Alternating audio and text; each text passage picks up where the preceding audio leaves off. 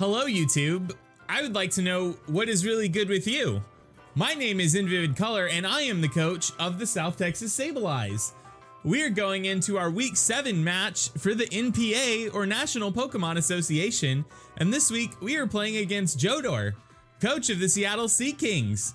Now this match is going to, I can't do this anymore. Hold on, timeout. Okay, hi, no, but seriously, this week we're facing Joedor, coach of the Seattle Seakings. This matchup is gonna be rough. Joedor's team is really good. He has access to things like Kyurem Black, Mega Alakazam, and is it Metacam or Metacham? I'm gonna call it Mega Metacant, because it can't break through my fucking awesome team. Anyways, let's just talk about what Joedor decided to bring this week, and then we'll talk about the team we brought, and then we'll do what we do and we'll react to this battle because that's what we do. All right, let's talk about teams. All right, so we see that Joedor brings the Archeops. Now this seems like a strange Pokemon to prep for really hard, but it also was, I believe, the best Pokemon on his team to sort of Choice Scarf just because it gets access to U-turn and it gets a clean outspeed on Mega Alakazam with the Choice Scarf. So 100% I prepped for this thing. I know that if it hits the field every time Mega Alakazam gets a kill, it's probably scarfed and U-turn just decimates me, so I have that information moving forward. The Jellicent I did not prep for very hard because I don't think it threatens my team super a ton. Now the Kartana I didn't prep for at all. I got through with my team prep and I was like, huh, he has access to a Kartana. I didn't look at this thing even once. I don't have a fire type on my team, so I probably should have prepped for it, but I just did not. And it has the potential to run through my entire team depending on sets. The Mega Metacant is something that is kind of terrifying because the combination of Fake Out Bullet Punch priority threatens to do a ton of damage and actually just decimate Mega Alakazam if I have any previous damage on me. We are packing Protect on the Mega Alakazam this week just because I wanted to be able to sort of protect the Fake Outs. The Kyurem Black is just a massive wall breaker. Hariyama should keep it in check fairly well though. And then Nidoqueen is, I believe, at least at the time of this battle, because I know Joedor is bulk recording a bunch of battles, I think it's the kill leader on his team. It's also just really hard to one-shot. Like if it's holding a Pyapa Berry and my Mega, like if it's holding a Pyapa Berry, Mega Alakazam can't one-shot it, which makes sense because it halves the damage, but also this thing can one-shot Mega Alakazam with the Sucker Punch depending on spreads, so this is a hard week to prep for. To sort of like counter this, I am bringing the Milotic, the Hariyama, the Tyranitar, the Alolan Dug Trio, the Haxorus, and the Mega Alakazam. Now the sets are a little, like, most of them are pretty basic, I would say. The Milotic is like a basic, just like tanky Milotic set. The Hariyama is a basic Assault Vest Hariyama set with access to a couple priority moves. That way we can just like come in and decimate the Kyurem Black with the Bullet Punch. You know, if it has previous damage on it and we don't have anything that outspeeds it if it's scarfed or something like that. The Tyranitar is actually Smooth Stone because I want 8 turns of that Sandstorm to sort of power up my Sand Force Alolan Dug Trio. This Alolan Dug Trio is Focus Sash, Iron Head, Earthquake, Stone Edge, Memento. So, you know, we're really out here trying to like come in, outspeed something, push a lot of damage, and then if we get hit, just Memento something and go into the Haxorus. The Haxorus is a pretty standard Dragon Dance sweeper. If the Archeops is scarfed, I have to have 2 Dragon Dances up to outspeed it. But once it's, you know, at 2 Dragon Dances, I don't think anything he has can touch it. It's got a pretty decent amount of HP investment, so we can take both a Fake Out and a Bullet Punch from Mega Metacam as long as we're over 50. And then the Mega Alakazam is just a standard Mega Alakazam set. Instead of Substitute, we have Protect to sort of protect against the Fake Outs. I figured this would be, it's kind of comparable to packing Substitute on the Mega Alakazam, in the sense that it protects me from one hit that's really terrifying, which Substitute does a little bit better, but in this instance I thought that Protect would just be better because we can't Substitute in front of the Metacam if it has Fake Out, but we can Protect and then burn, you know, one of its priority moves. And we also have a generous amount of HP investment, so I think that the only move we really have to worry about is Bullet Punch after we protect the Fake Out, and I think Bullet Punch does a max of like 33% to us, which is fine. So let's just get right into this battle. Let's react to it. This is a Reacts YouTube channel now. We don't do anything but react. That's not true. I have a vlog filmed, and I think it's gonna be really good, and I'm gonna put it out this week. I'm almost done editing it. I've put kind of a lot of time into editing it, So if you're watching this, you should definitely make sure to check out my vlog, because I think I'm going to start mixing up my content where I do like the Pokemon stuff on weekends, and then throughout the week I try to post 1 to 2 videos of something that's not Pokemon. So let's get into this battle now that I just dropped that massive news bomb on your head. I don't know if anyone actually cares. Let's react to this. Let's do it. I want you to listen to this music. I found this music on Citra. It was just listed as question mark, question mark, question mark. It's super creepy. Like, it's not even really music. It's just like eerie background noise. I don't know where this exists in the Pokemon game, or if the Citra developers put their own music in here, but it's terrifying. So Joedor leads this thing, which just clues me in that it's probably Choice Scarfed.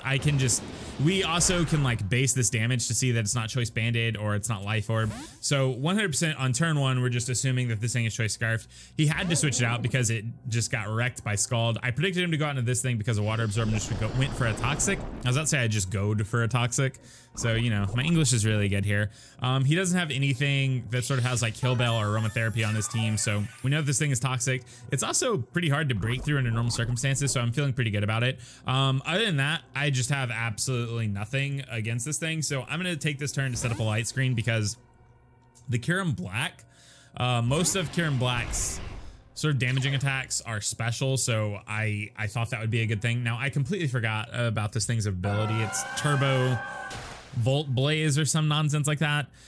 I don't know if the electric type attack, so specifically whatever electric type attack it's about to use, I don't know if that is a physical attack or if it is a special attack and it just doesn't get nerfed by light screen. I have no clue.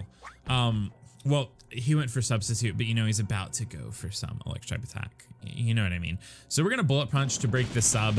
Like I said, Bullet Punch, I think it's like a range of like 35 to 40%, maybe lower depending on bulk investment, which seeing a sub makes me think that there's at least some amount of bulk. What was this? I didn't even look at the name of the attack, and I don't know it off the top of my head, but this attack is not hindered by light screen. You can tell just by looking at this damage roll. Now we are in a situation where if he goes for this attack again, we can just switch out into Dugtrio. This was, I think, a risky play because Alolan Dugtrio, it just got bopped by, I mean, any other attack by this thing, like even a resisted dragon type attack. I mean, I guess unless it was like Dragon Pulse, it was going to do a lot of damage. Now, I knew he was going to switch here because I could just go for Iron Head and decimate this thing. He's not Choice Scarf. We know that off the top of our heads. So I went directly out into Tyranitar, kind of assuming that he would go out into his Pringles or the Jellicent, and that's the play he makes. Now, this is a turn that I think is interesting because I can obviously just go for Crunch and knock this thing out. This thing doesn't have the best physical defense. I stay in, and I'm going to set up my Stealth Rock, expecting him to switch. He mentioned that he's going to go for a Will-O-Wisp here, and it's going to miss. It just, you know, spoiler alerts. And he mentioned that this mattered a lot in the long run of this battle. And I'm not really sure why, or not that he said this made the battle a lot harder, and I don't necessarily know why. Like looking back on it, like looking at this turn right now, I don't know why. So, and we'll touch on that, I guess, a little bit later. So Sandstorm is up. We have 8 turns of it. We know that we can switch into our Mega Alakazam if he's just gonna go for Will-O-Wisp again, which he does. I don't mind Mega Alakazam being burned. I'd rather it be burned than any other status element, you know, Sleep, Toxic, Thunder Wave. So I feel like this is pretty safe. We're also not going to take the first turn of Burn or Sandstorm. And now we are just going to Mega Evolve and go for, I believe, the Psyshock, just because Psyshock hits on the physical defensive end. He had a lot of special bulk on his team, so I decided Psyshock was the better attack for this week. I was doing Calcs with Psystrike at first, which is the same thing, but 20 base power more. And then I was like, why does Mega Alakazam not get Psystrike? I've been running these Calcs at it. It just doesn't get, I think that's like one of Mewtwo's like custom, not custom, but like signature moves or something like that. Anyways, now we have to be sort of cognizant that we are on like a Sandstorm and Burn timer. Like we can't just stay in and keep taking chip damage. So he switches this thing back in. Like I said, if he brings this in after something dies, we know 100% Scarf. So knowing that it's Scarfed and he's going to go for U-turn, we can just go out into our Milotic here. It's a pretty free switch. This is going to do absolutely nothing to it. Had he gone for anything other than U-turn, we would have been in a good position.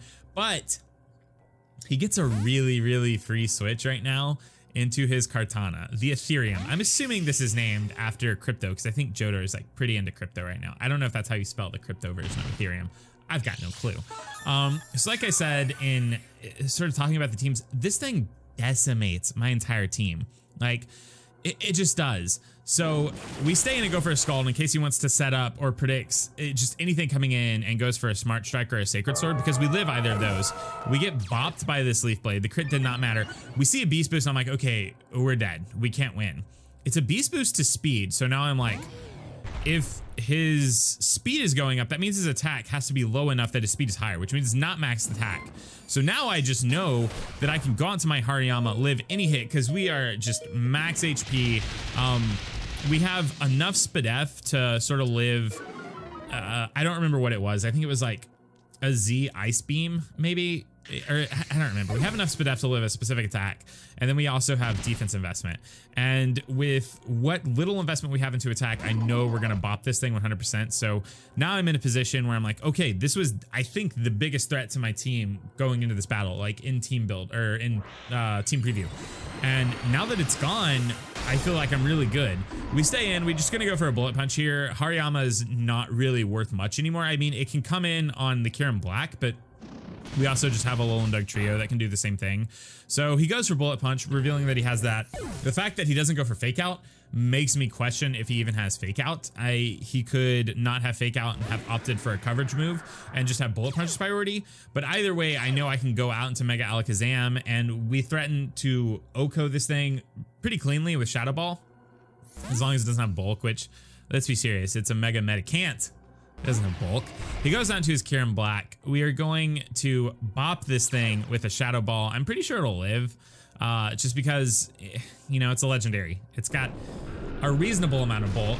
It's got, if this thing had like a physical Ice type attack that wasn't the 2-turn charge Ice type attack, like if it had like Avalanche or something, this thing would be a monster. I think its base attack says 170 or something stupid like that. It's just a tangent about how it has some Bulk, but most of its stats really just go into its attack stat.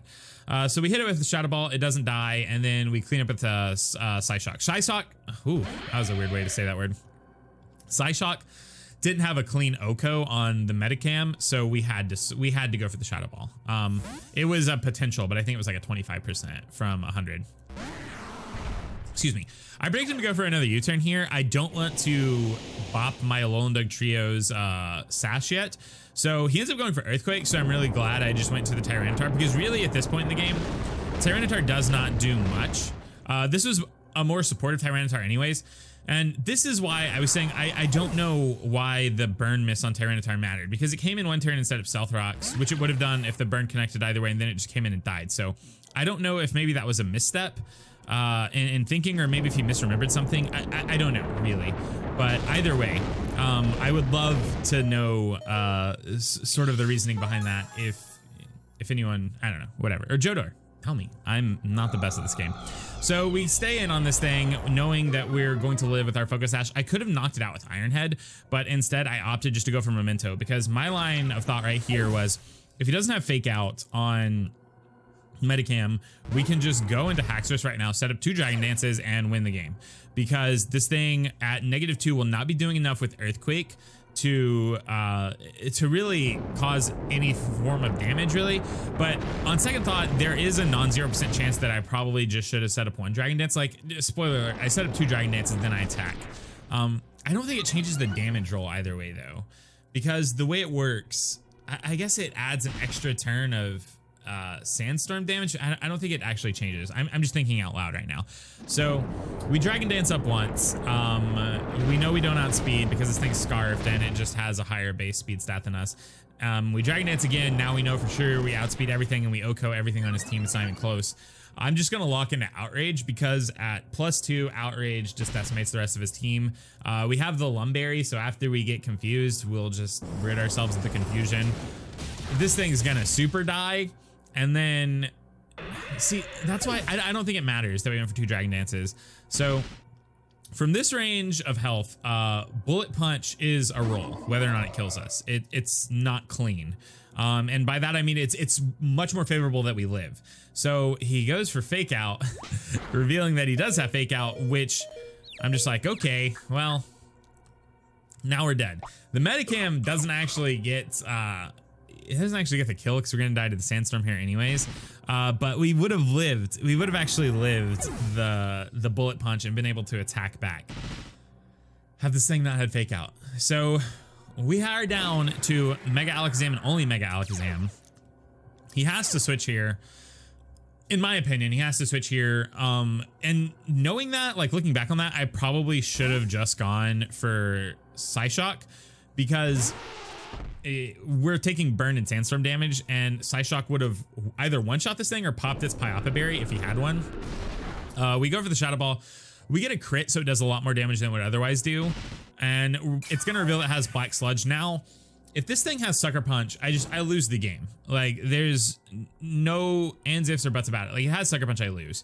I go for Protect to scout. Maybe that didn't make much sense because I couldn't sit there and stall out its Sucker Punches. I just couldn't. Like, he could click Sucker Punch for the next 8 turns and I would just lose the game. So I probably should have just gone for a Psyshock here too. This was kind of a loose play in my opinion. Like, one, I should have just gone for a Psyshock on the Mega Metacam because I don't know if it's Metacam or Metacham. I don't know. Someone give me a pronunciation guide in the comments. Because it was a pretty clean kill at that point. And I don't know, if he switched out into this thing, we would have just bopped it. So now he goes out back into, I'm just gonna call it Sensei. I just realized what his nickname was. Like, I just looked at it for the first time in my entire life. And I know I can protect the fake out. We've already revealed we have protect. So even if he doesn't go for it, like, we lose nothing from just being safe. He goes to the fake out, we protect ourselves. Great.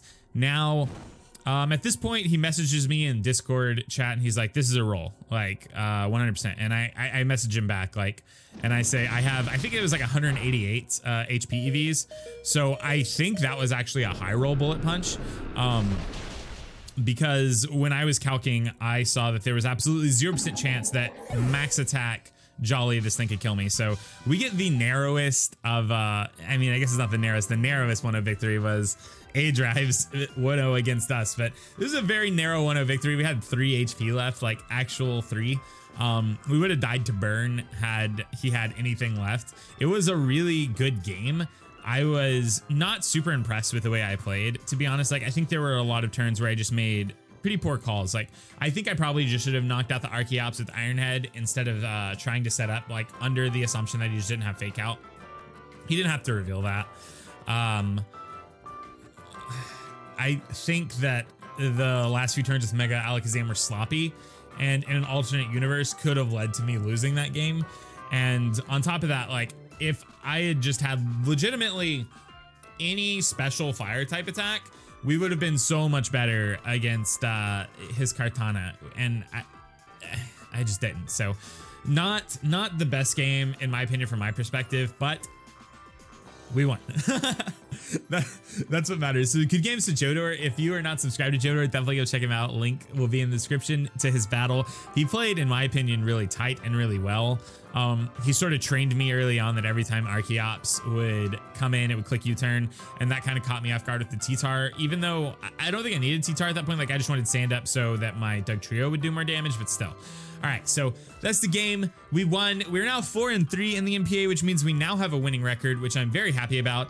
And next week we go against Crimson Seabad, and we're gonna try and pull ahead and go to 5-3 so we can actually make a playoff run in the NPA, because that would be very exciting for me if we could make the playoffs of our first NPA with the team that I didn't draft. I would just feel really good about it. So that's the game.